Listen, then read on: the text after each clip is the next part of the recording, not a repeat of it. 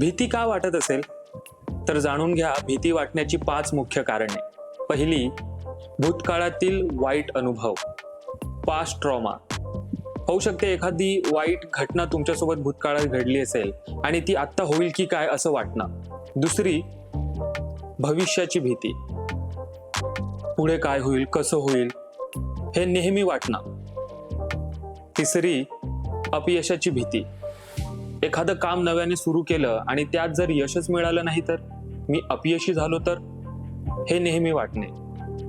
चौथं, लोक काय म्हणतील, तो काय म्हणेल मला, असं केलं तर हे लोक काय म्हणतील, फिअर ऑफ जजमेंट.